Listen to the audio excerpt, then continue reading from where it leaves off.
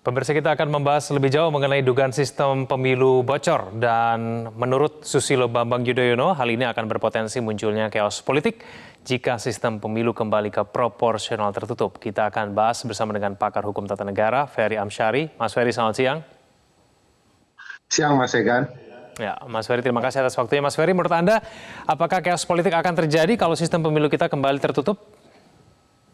Ya, tentu saja segala persiapan partai untuk menghadapi pemilu dengan sistem proporsional terbuka akan berantakan ya. Strategi dan segala macamnya akan mereka rekayasa ulang kembali. Dan tentu ini bisa menimbulkan kekacauan secara kepartaian dan tentu juga akan membingungkan pemilih. Kita sudah terbiasa memilih kader partai, sekarang hanya akan coblos lambang partai seperti era Orde Baru. Dan menurut saya ini keraguan masyarakat, ketidaksiapan partai, dan kemudian mungkin penyelenggara harus sosialisasi lagi. Itu yang bisa dikatakan sebagai kekacauan dalam berbagai persiapan. Bahkan mungkin karena tidak nyaman dengan pilihan sistem yang mendadak diubah ini, beberapa kader partai mungkin akan mengundurkan diri. Nah, ini mungkin yang bisa dimaknai apa yang disebut Pak SBY sebagai chaos politik itu.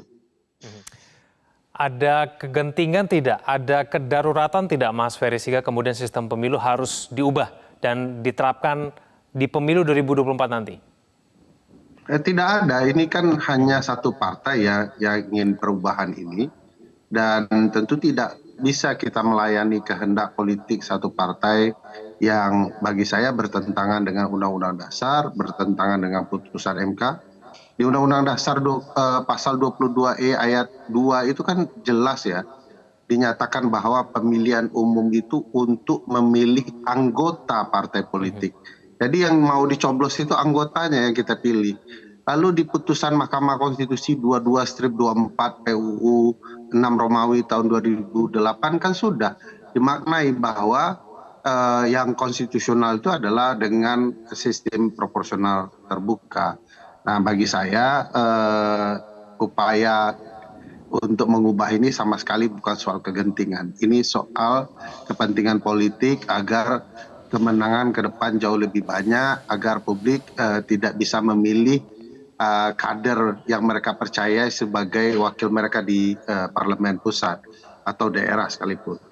Jadi mereka seolah-olah sedang mencari cara untuk memudahkan kemenangan, menambah jumlah kemenangan tanpa memikirkan kepentingan publik, kepentingan partai yang lain. Padahal yang berdaulat itu kan publik. Publik yang berhak menentukan siapa yang duduk di parlemen. Bukan ketua partai yang berdaulat, begitu Mas Egan. Jadi sama sekali tidak ada kegentingan untuk mengubah sistem pemilu itu. Lalu kira-kira apa alasan MK bisa memutuskan sistem pemilu kembali tertutup kalau misalnya memang tidak ada kedaruratan itu, tidak ada kegentingan itu, Mas Ferry? Iya, MK memang secara prinsip tidak bisa mengubah putusannya yang sudah dijatuhkan. Kan sifat putusan MK itu final, terakhir gitu ya. Jadi tidak bisa diubah putusan MK itu dengan putusan yang lain. Kecuali menurut banyak pakar ya, termasuk yang saya percayai, bahwa perubahan putusan itu hanya bisa terjadi kalau pasal-pasal di Undang-Undang Dasar sebagai pedoman putusan telah berubah. Jadi kalau ada perubahan konstitusi sebagai pedomannya sudah berubah, tentu harus ada putusan yang baru. Selama konstitusinya masih sama, tidak layak dan tidak boleh MK itu mengganti-ganti putusannya. Karena itu sama saja MK tidak konsisten dalam bicara perlindungan konstitusi. Menurut Anda ada tekanan politik terhadap hakim MK, Mas Ferry?